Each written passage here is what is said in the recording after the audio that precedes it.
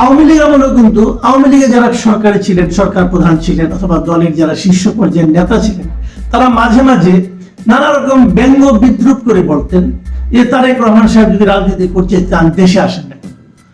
তখন আমিও মনে করতাম, আমিও মাঝে মাঝে বলতাম যে দেশে আসেন না, আসা তো উচিত। হ্যাঁ, ওনার বিরুদ্ধে মামলা আছে, সরকারি হামলা আছে, সরকার নানাভাবে নির্যাতন করতে পারে, করতেই পারে। আপনি তো রাজনীতি করতে নেমেছেন, আপনি সেই সমস্ত নির্যাতন সহ্য করার মতো সাহস আপনার থাকবে না কেন? আপনার দলের লোকেরা তো এদেশে সেই সমস্ত নির্যাতনের মুখোমুখি হচ্ছে। আপনার দলে এক একজনের বিরুদ্ধে 100, 150, 350, 400 পর্যন্ত মামলা হচ্ছে। তারা তো দেশ ছেড়ে, তারা তো নিজের বাড়ি ঘর ছেড়ে পালিয়ে বেড়াচ্ছে। অনেকে তো আওয়ামী লীগ আমলে জঙ্গলে পর্যন্ত রাত কাটাতেন, ঘরে থাকতে পারতেন না। তো আপনার দলের লোকেরা যখন এই ধরনের কষ্ট করছে, সেই কষ্ট আপনি তখনই ফিল করতে পারবেন যখন আপনি নিজেও এই ধরনের কষ্ট করবেন। আপনি তো করেন না, তাহলে আপনি আসবেন না কেন? এই প্রশ্নটা তখন আমার ছিল। আমাকে এর সঙ্গে অনেকে আলাপ হয়েছে এবং তারপর আমি বিএনপির কিছু যুক্তি জানতে পেরে আমি একটু ভেবেছি না হতে পারে। কি যুক্তিটা কি?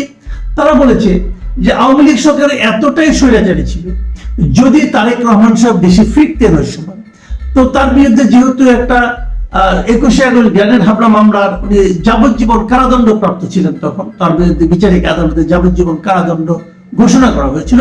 তো তাকে তো অ্যারেস্ট করা হবে এবং অ্যারেস্ট করার পর এমনও হতে পারে তার জেলখানায় মৃত্যু হবে, তাকে মেরে ফেলা হবে। এই যে আশঙ্কাগুলো, এই আশঙ্কাগুলো কিন্তু একেবারে উড়িয়ে দেওয়া যায় না। আগের সরকারের যে চরিত্র, সেই চরিত্রের সঙ্গে এই আশঙ্কাগুলো একেবারে বেমানান নয়। কাজে এই আশঙ্কাটাকে আমি গুরুত্ব দিই। কাজে তখন আমি মনে করেছিলাম যে ঠিক আছে, তাহলে না আসার লজিকটা ঠিকই আছে। আমি যেটা বলেছি আমারই আসলে ভুল বলা হয়েছে, আমি এভাবে ভেবেছি। তখন আমি কিন্তু অনেক জায়গায় বলেছি, কিন্তু আমার কাছে মনে হয়েছে এটা তাদের লজিকটা একেবারে উড়িয়ে দেওয়ার মতো নয়। কিন্তু এখন কি, এখন কোন সেরকম কিছু আছে? একটা দেখেন আপনারা, 21 আগস্ট গ্রেনেড হামলা মামলা যেটা ছিল, সেই মামলায় উনি খালাস পেয়ে গেছেন। কারণ ওই মামলায় সবাই খালাস পেয়ে গেছেন। হাইকোর্ট উচ্চতর আদালতে এই মামলাটাকে অবৈধ করেছে, মানে মামলা যেভাবে বিচার হয়েছে, বিচারটাকে অবৈধ করেছে তারা। এবং যে কারণে 1900 আরো যারা যাবজ্জীবন কারাদণ্ড অথবা মৃত্যুদণ্ড যা ছিল, এই মামলা সবাই কিন্তু খালাস পেয়ে গেছে। তাহলে এখন তো তারেক রহমান সাহেবের বিরুদ্ধে ও ধরনের বড় কোনো মামলা নেই।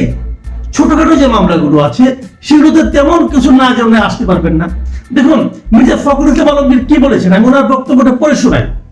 মির্জা ফখরুল ইসলাম আলমগীর বলেছেন, সব মামলা শেষ হলে দেশে ফিরবেন বিএনপির ভারপ্রাপ্ত চেয়ারম্যান তারেক রহমান। সব মামলা শেষ হবে। সব মামলা কবে শেষ হবে? সব মামলা কবে শেষ হবে? এটা বিচারিক প্রক্রিয়া। ধরা যাক, হাইপোথেটিক্যাল আমি বলি, ধরা যাক আগামী মাসে ইলেকশন হবে। ইলেকশন হয়ে গেল, ইলেকশনে বিএনপি জিতলেন, তখনও মামলা সব শেষ হয় নাই, তারেক রহমান সব আসবেন না? আমি তো নিশ্চিত আসবেন, উনি তো আসবেন। তো এই সব মামলা শেষ পানেটা কি? উনি কি মনে করতেছেন যে নির্বাচনের আগে সব মামলা শেষ হবে? না, হতে পারে কোনো মামলা ঝুলে থাকতেও পারে। নির্বাচনে যখন তফসিল ঘোষণা করা হবে, এই নির্বাচনের প্রচারে যখন তারেক রহমান সাহেব দেশে আসবেন না? আসবেন। তো আসা তো উচিত আমি মনে করি। উনি কেমন কথা বলেন আমি বুঝতে পারলাম না। উনি আবারও বলেছেন যে আপনারা জানেন উনার মানে যে তারেক রহমান সাহেবের কথা বলা হচ্ছে, উনার বিরুদ্ধে অনেক মিথ্যা প্রতিহিংসামূলক মামলা রয়েছে, সেগুলো প্রত্যাহার হলে বা আদালতের মাধ্যমে শেষ হলেই তিনি ফিরবেন। আমি এই কথাটা কোনো অর্থই বুঝলাম না। একজন রাজনৈতিক দলের নেতা, উনি সব মামলা শেষ হলে অথবা সব মামলা প্রত্যাহার হলে উনি মুক্তভাবে আসতে চান কেন? ওনার নামে কোনো মামলা নাই, এরকম একটা বাস্তবতা, এরকম একটা সিচুয়েশন হলেই কেবল উনি আসবেন, এই কথাটা আমার কাছে গ্রহণযোগ্য না। কেন? ফখরুল ইসলাম আলমগীরের বিরুদ্ধে কি মামলা নেই এখানে এই মুহূর্তে? আছে। তো উনি দেশে আসেন কেন? উনিও বলতে পারতেন আমি সব মামলা শেষ হলে আসবো। পার্থক্যটা কোথায়? কেন থাকবে না? খালেদা জিয়া কি মামলা নিয়ে দেশে থাকে নাই? আমি মনে করি এগুলো তারেক রহমান সাহেবের বক্তব্য নয়, আমি মনে করি হওয়া উচিত না। কারণ উনি এরই মধ্যে হাসিনা সরকারের পতনের পর উনি এরই মধ্যে বিএনপি পরিচালনা করতে যে এমন কিছু পদক্ষেপ নিয়েছেন, যে পদক্ষেপকে আমার কাছে খুবই ম্যাচিউর পদক্ষেপ মনে হয়েছে। এই ধরনের একটা ম্যাচিউর পদক্ষেপ যিনি নিতে পারেন, যিনি চিন্তা করতে পারেন, তিনি এই ধরনের কথা আবদার করবেন সব মামলা শেষ হয়ে গেলে আমি আসবো, সব মামলা প্রত্যাহার না করলে আমি আসবো না, এটা আমার কাছে গ্রহণযোগ্য না। অথবা যদি উনি বলেও থাকেন, এটা আমার কাছে, আমি এটাতে আমি হ্যাপি না। আমি এতে আনহ্যাপি। এবং একই কথা কিন্তু খন্দকার মোশাররফ হোসেন বিএনপির আরেকজন শীর্ষস্থানীয় নেতা, তিনিও কিন্তু একই কথা বলেছেন। এটা আসলে ওনাদের কাছে বেসিক্যালি কোনো উত্তর নাই, তো কাজে একটা কিছু বলে ওনারা সান্ত্বনা পাওয়ার চেষ্টা করছেন। আমি মনে করি এটা ঠিক না। আমি মনে করি তারেক সাহেবের দ্রুত দেশে আসা উচিত, এসে দলের দায়িত্ব নেওয়া উচিত। হ্যাঁ, আমি মানি আপনি দূরে থেকেও কাছে আছেন, দূরে থেকেও আপনি অনলাইনের মাধ্যমে সমস্ত একদম উপজেলা পর্যায়ের মিটিংও আপনি অনলাইনে যুক্ত হন, এটা আমি শুনেছি। আমার কাছে ভালো লেগেছে যে আপনি মাঠ পর্যায়ের লোকের সঙ্গে আছেন, তাদের সমস্যাগুলো বোঝার চেষ্টা করছেন, এটা একটা বিষয়।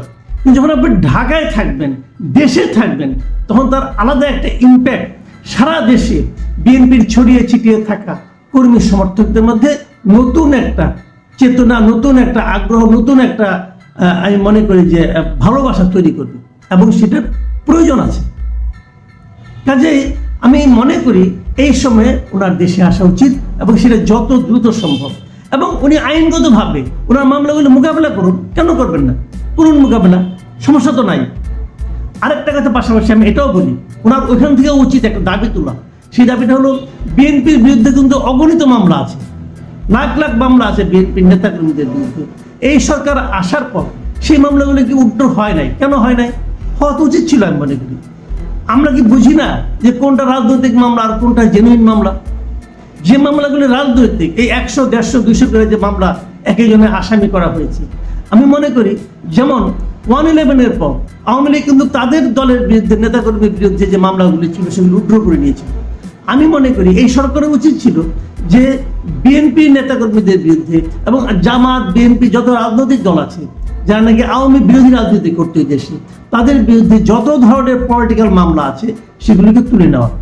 এবং আমি আরো আশ্চর্য হয়েছি, এই দলগুলি কেন নিজেরাও এই দাবিটা উঠায় না? তাদের আমি মনে করি উচিত ছিল এই দাবিটা উঠানো, যে আমাদের এই মামলাগুলো তুলে নেওয়া হোক। আমি মনে করি যে বাংলাদেশে রাজনীতি করার জন্য একটা মুক্ত স্বাধীন পরিবেশ দরকার। সেই পরিবেশটা ক্রিয়েট করা তত্ত্বাবধায়ক অন্তর্বর্তীকালীন সরকার, যেটা আমি অভিহিত করি না কেন, এটা এদেরও দায়িত্ব। আপনারা এই রাজনৈতিক হয়রানিমূলক মামলাগুলো তুলে নেন, এগুলো হাত থেকে রাজনৈতিক নেতাকর্মীকে রক্ষা করে না।